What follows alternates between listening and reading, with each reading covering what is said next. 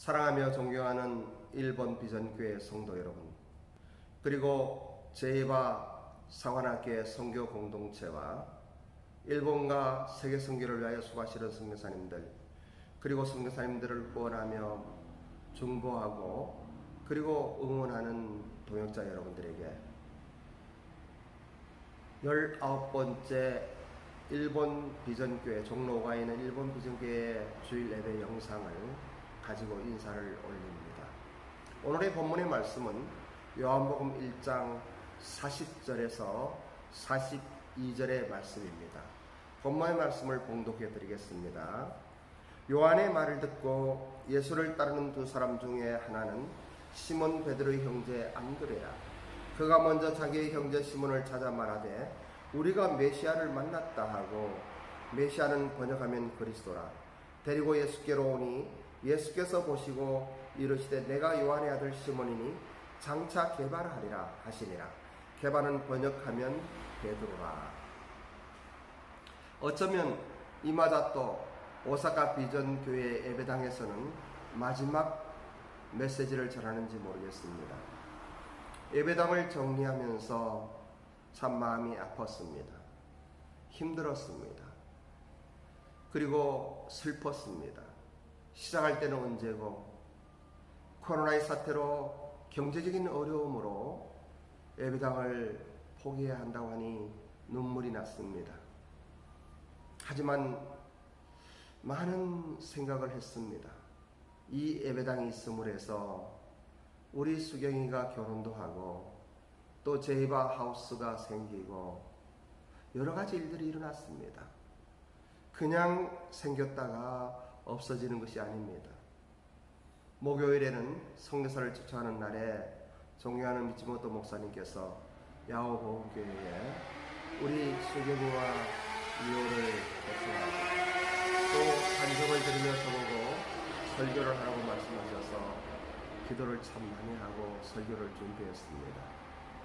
그런데 준비하는 중에 특별한 어떠한 설교를 하는 것보다 좀 더 일반적인 이야기를 하는 것이 좋겠다 하는 생각이 들었습니다. 무엇보다 미호를 사랑하는 우리 수경이의 그 모습을 보면서 이 전도서의 말씀을 전한 것이 참 잘 되었다라는 생각이 들었습니다. 전도서 3장에 이러한 이야기가 있습니다. 그때 이 본문의 말씀은 1절부터 14절까지이지만 1절에는 이렇게 기록됩니다. 범사의 계한이 있고 천하만사가 다 때가 있나니. 그리고 6절에서는 찾을 때가 있고 잃을 때가 있으며 지킬 때가 있고 버릴 때가 있다. 그리고 11절에서는 하나님이 모든 것을 지으시되 때를 따라 아름답게 하셨고 또 사람들에게는 영혼을 사모하는 마음을 주셨느니라. 그러나 사람이 하시는 일의 시종을 사람으로 측량할 수 없게 하셨도다. 이 말씀을 묵상하고 전하면서 일본 비전교회 예배당에 대한 이야기들이 많이 생각이 났습니다. 그러나 하나님께서는 포기할 때 또 새로운 길을 열어주시고 그리고 제이바 하우스에 전력할 수 있도록 인도해 주셨습니다. 오늘 본문에 나오는 장면은 예수님께서 제자들을 부르시는 모습입니다. 그 첫 제자로 사도 요한과 안드레를 부르고 그리고 두 번째로 사도 베드로를 부르는 장면입니다. 예수님이 제자로 사람을 부를 때에 참 많은 경우 사람마다 각양각색으로 다릅니다. 첫 번째 두 제자 요한과 안드레는 세례 요한의 하나님의 어린 양이라는 말씀을 듣고 주님을 따랐습니다. 존경하는 스승께서 보라 세상에 하나님께서 보내신 하나님의 어린 양이라고 메시아라고 하는 이야기를 들었을 때 주저함 없이 따랐습니다. 두 번째 시몬 베드로는 동생 안드레의 전도를 통하여 예수님을 따르게 되었습니다. 시몬은 안드레가 이야기하는 그 감격적인 고백, 우리가 메시아를 만났다, 이 메시아를 만났다는 이야기를 듣고 예수님께 다가왔습니다. 우리가 예수님을 믿고 거듭나서 구원을 받은 것, 하나님의 자녀가 된 것은 믿는 자만이 가지고 있는 특권입니다. 내가 메시아를 만났다. 는 감격과 경이로움과 행복이 흘러 넘칠 때에 복음이 증거되며 우리 주위의 사람들이 예수님을 믿게 됩니다. 어떤 힘, 권력이나 명예, 그리고 물질로는 채워질 수 없는 삶의 근원적인 행복과 만족, 기쁨과 의욕, 그리고 넘치는 충만함은 살아계신 하나님의 아들 예수 그리스도를 믿고 또 예수님과 동행할 때만이 주어지는 축복입니다. 시몬은 원래 성격이 과격하고 충동적이며 경솔하고 불안정한 사람이었습니다. 안드레가 예수님께 데리고 왔을 때 베드로의 마음속에서는 몹시도 꺼리는 것이 있었을 것입니다. 시몬은 자기 자신을 잘 압니다. 우리도 우리 자신을 잘 알지요. 성품의 과격함이나 충동적이고 경솔한 기질이나 도저히 자신은 예수님의 제자로서의 길이 합당치 않음을 알고 있었을 것입니다.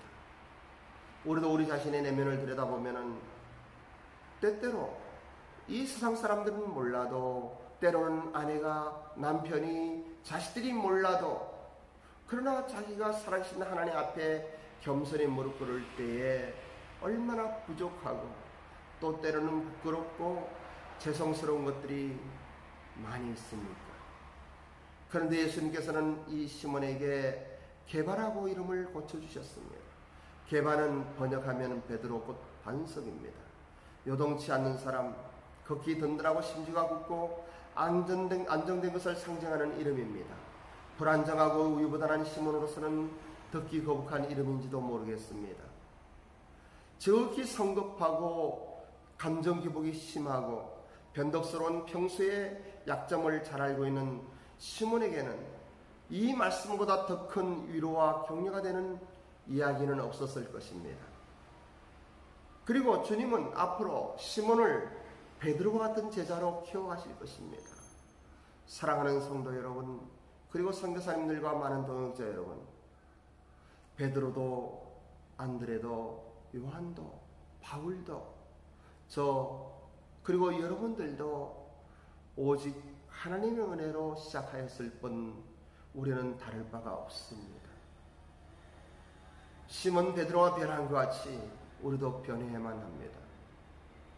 저는 6개월이 넘는 세월, 그 시간, 세월이라고 할 것까지는 없지요.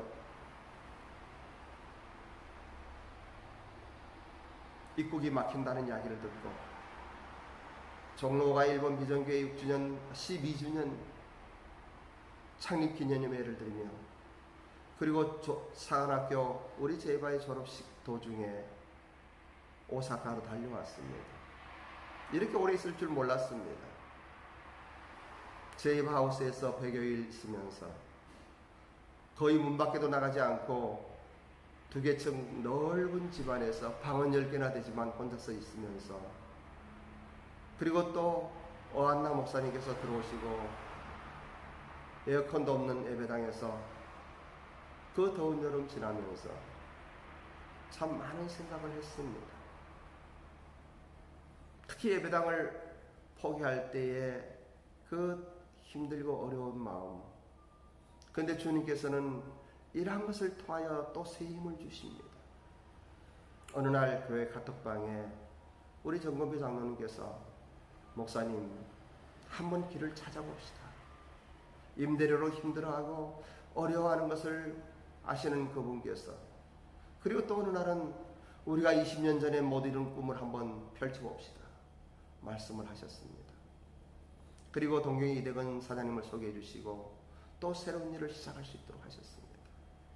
어떻게 무엇이 이루어질지 진행될지는 모릅니다.